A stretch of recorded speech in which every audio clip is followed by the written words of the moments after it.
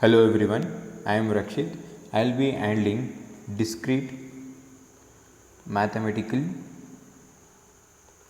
structures for the third semester students of Information Science and Engineering, PS College of Engineering, Mandya.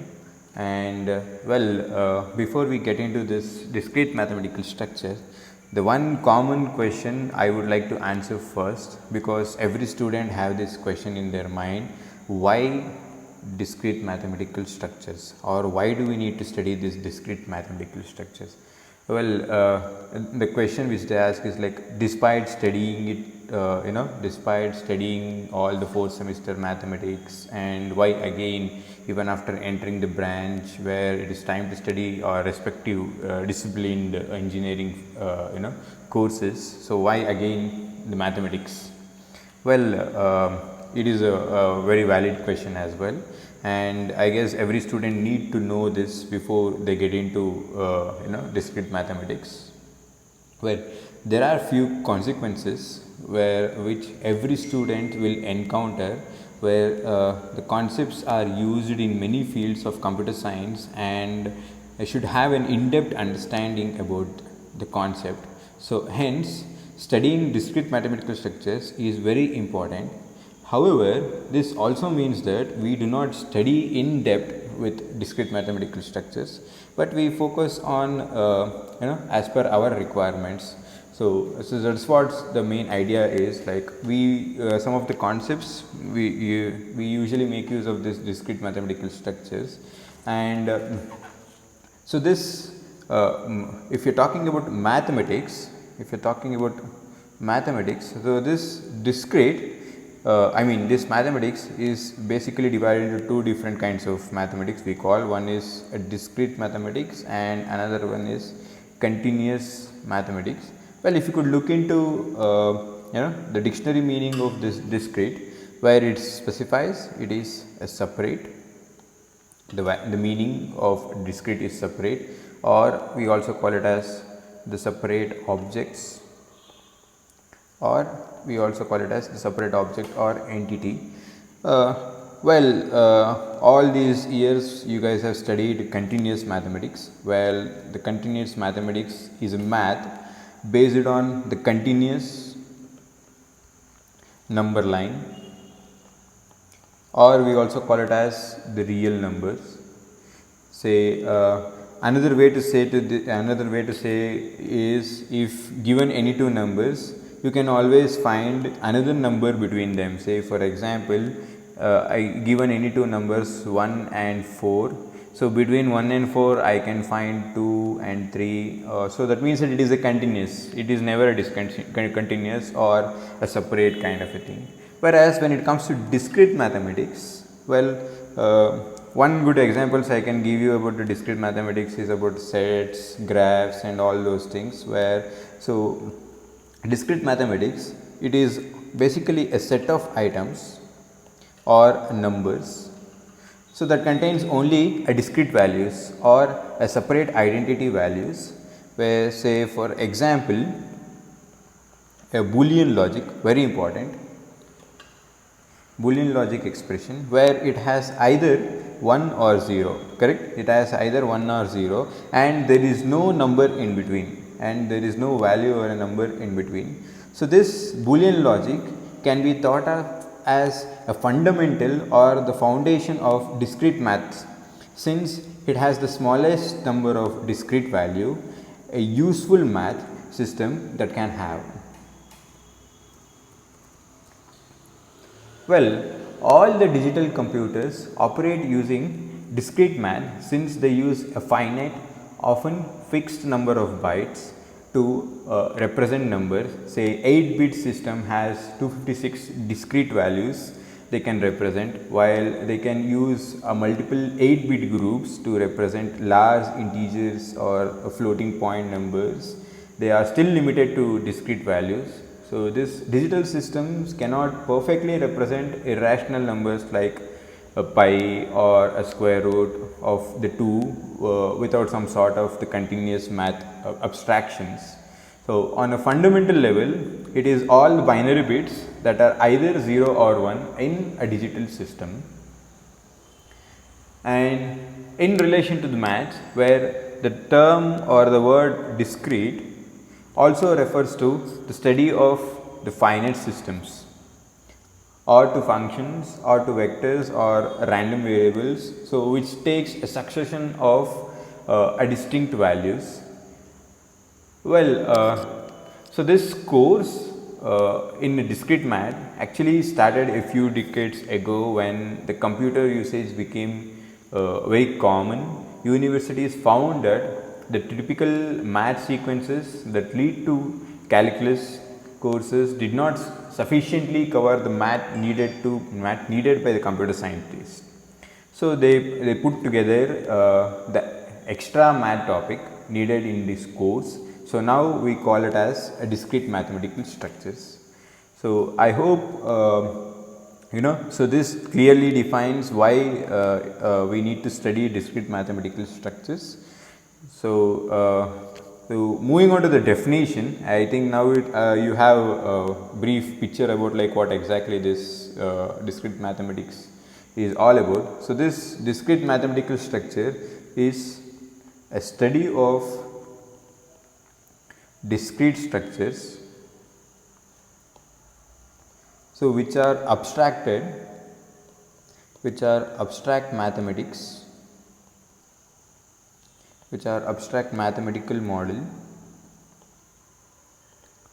dealing with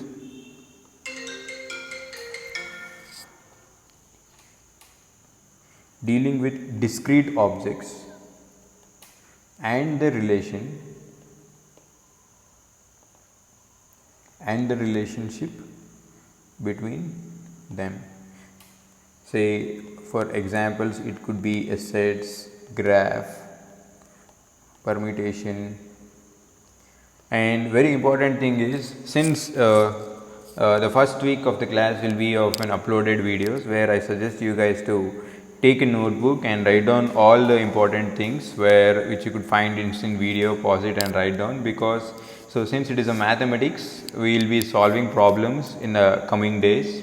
So that's what it is very much important that I strictly suggest you guys to have a notebook and take a note about everything.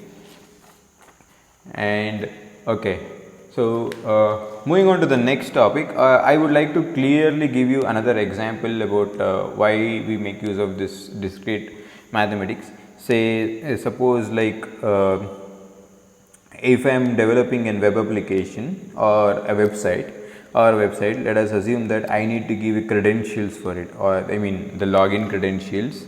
So I'll just declare some of the rules or the protocols. I'll just define a rules or a protocol in such a way that even though I want the username to be correct and the password to be correct as well as the PIN to be correct, only if the 3 credentials are correct, only then you should be able to log in.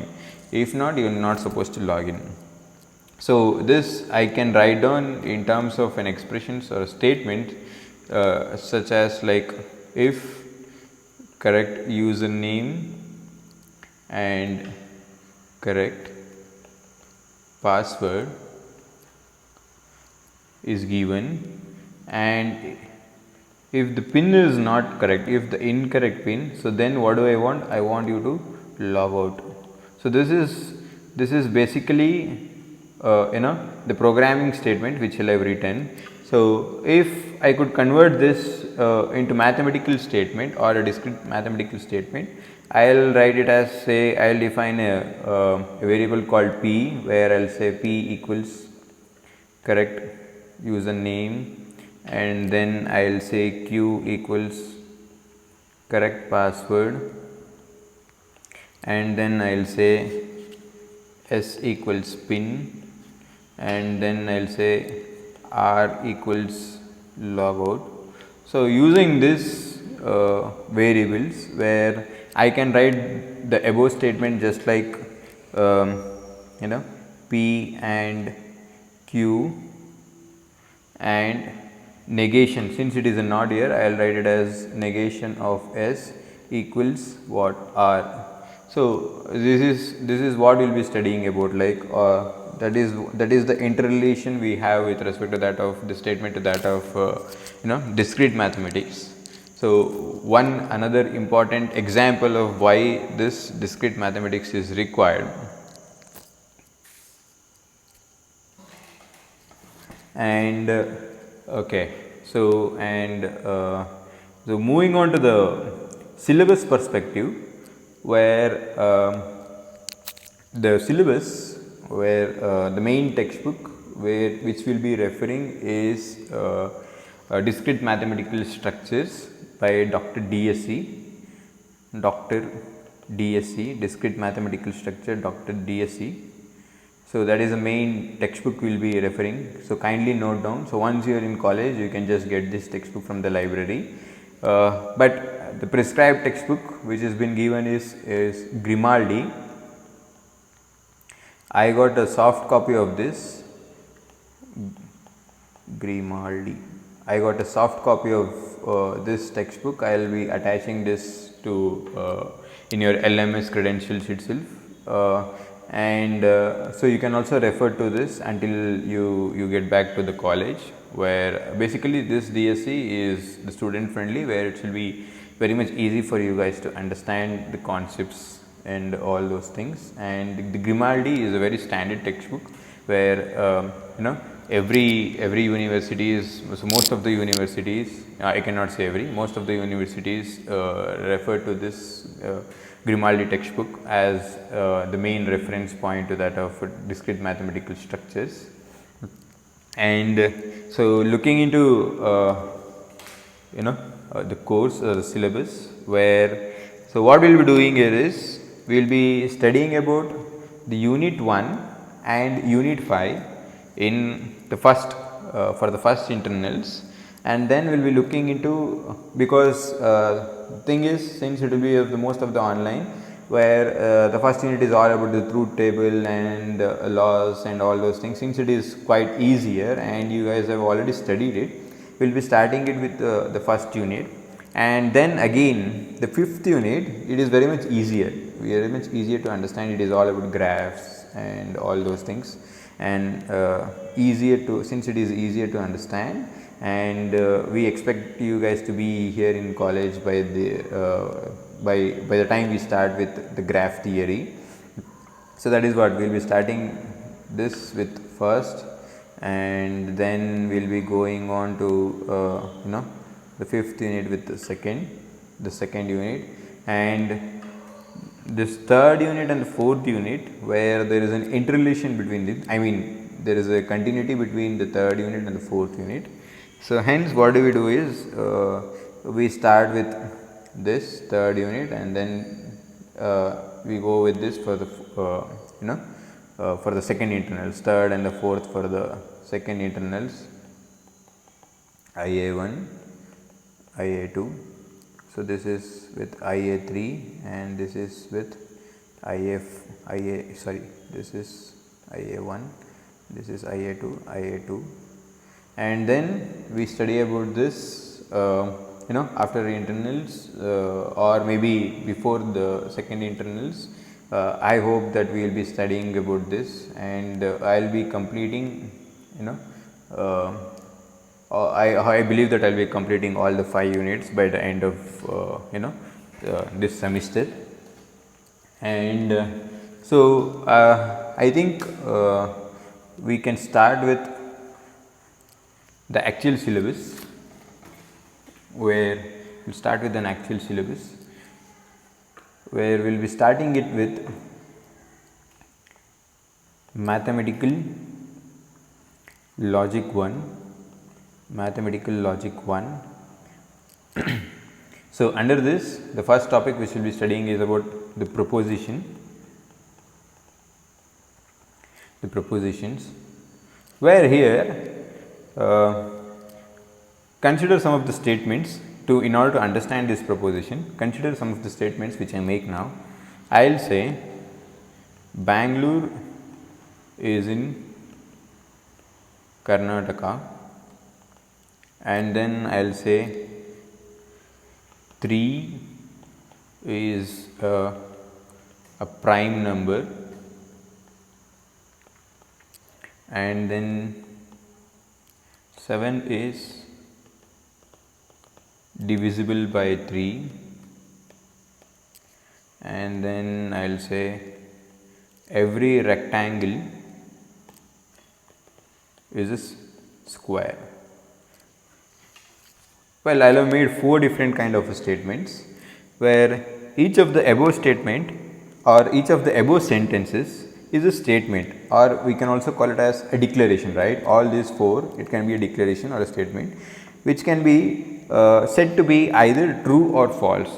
So, the sentences, I would say that the sentences 1 and 2 are said to be true, right, whereas 3 and 4 are said to be false, right.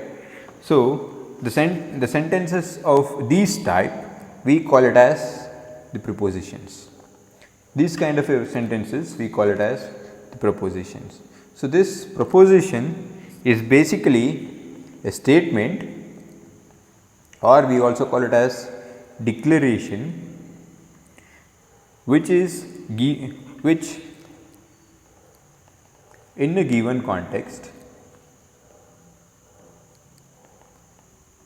can be said to be either true or false, but not both.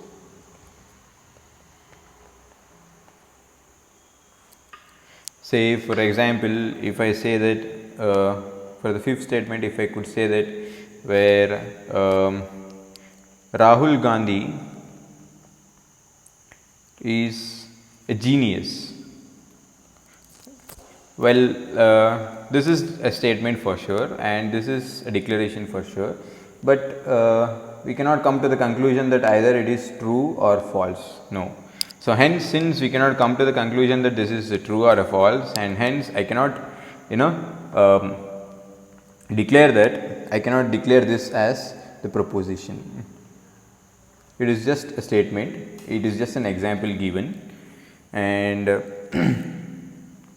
so this propositions, so this proposition are usually represented by the small letters. We usually represent these propositions with the small letters such as P, Q, R, S and so on, whatsoever it is, but it is usually represented with the small letters. The truth or the falsity of the proposition, we call it as the truth values. The truth or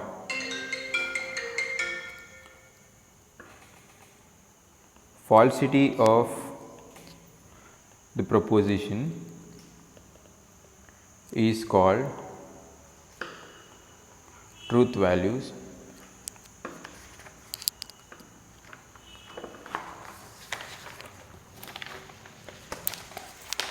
If, let us say, like if the proposition is true,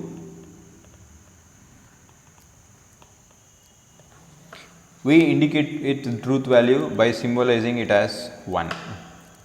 If the proposition is false, we indicate it by the symbol 0, that is it. Say for example, 3 is a prime number by P. I will say like 3 is a prime number by P. So, then the statement is true, right. So, then we say that P is 1 or true. So, similarly, we can say that every rectangle is a square. If I say every rectangle is a square by Q, so then the truth value of Q is 0, right. So, this is how we represent, either it should be 0 or 1 or 0. So, based on the truth values.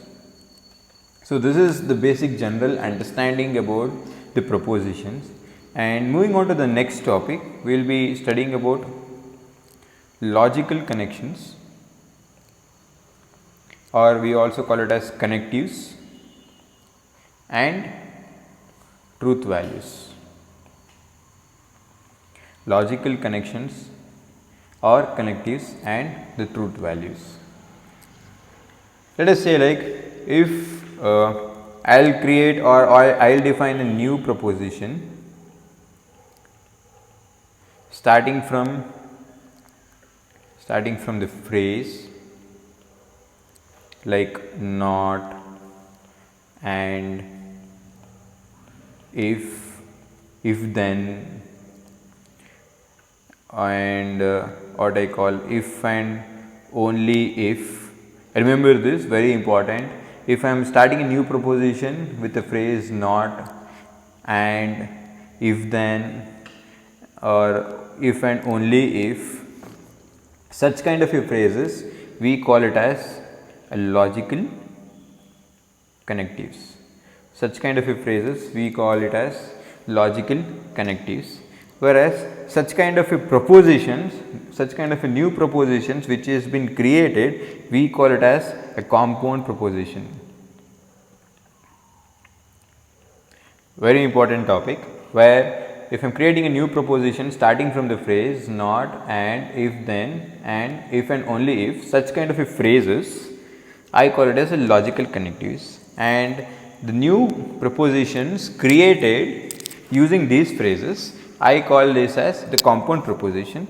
If the proposition is created or the proposition do not contain any of logical connectives,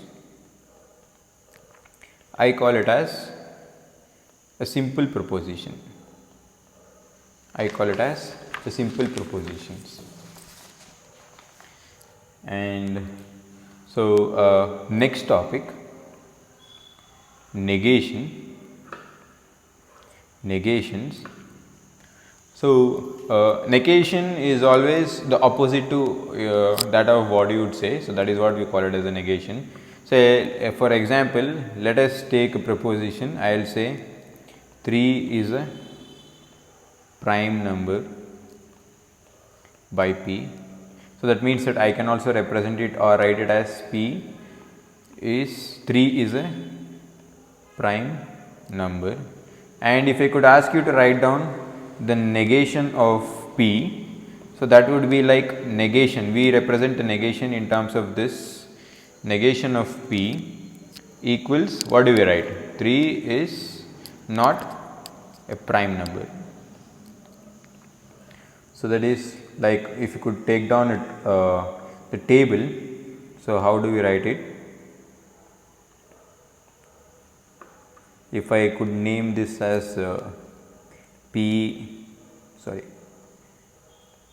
and this as negation of p, so then if the value of p is 0, then the value of negation of p would be 1, and if the value of p is 1, and then the value of negation of p would be 0.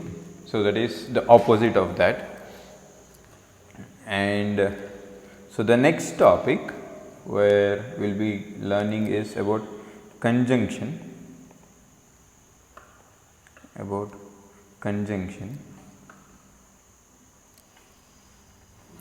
The conjunction of the two propositions, say let us say p and q, is denoted by, where I will write down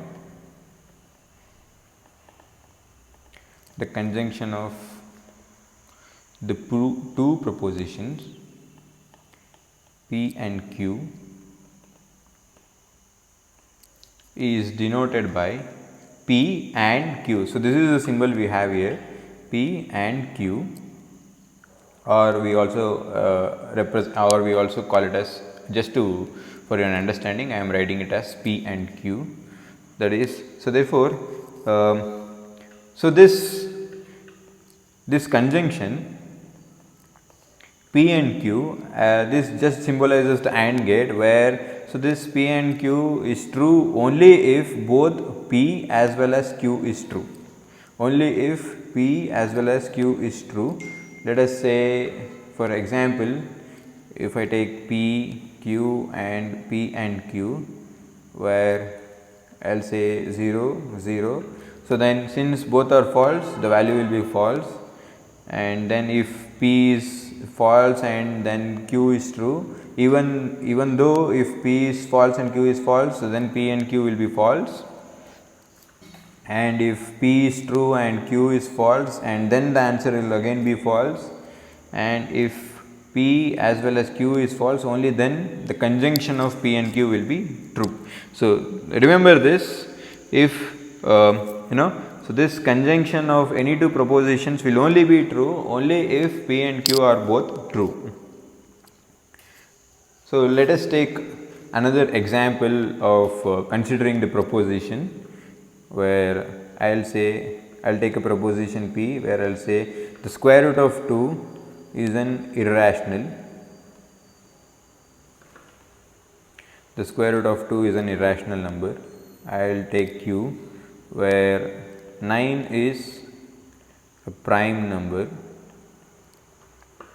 and I will define R, another proposition R, where I will say all triangles are equilateral, and then I will define another statement with S, or the proposition 2 plus 5 equals 7. So here you can observe that where the first and the last statement are true, whereas the second and the third propositions are false, right? So hence here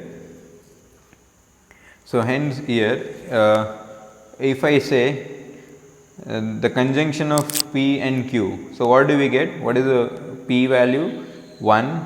Conjunction of Q, what is Q? False. So then I get the value as false.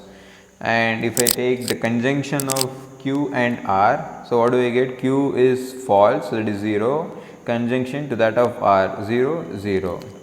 And then if I take the conjunction of R and S, so that is equal to 0 and 1, so that is 0, and then S and P, that is 1 and 1 both are true, right? P is true and S is true, so therefore I get the answer 1. So that's it for the day 1. We'll just continue with the another concepts in the next video.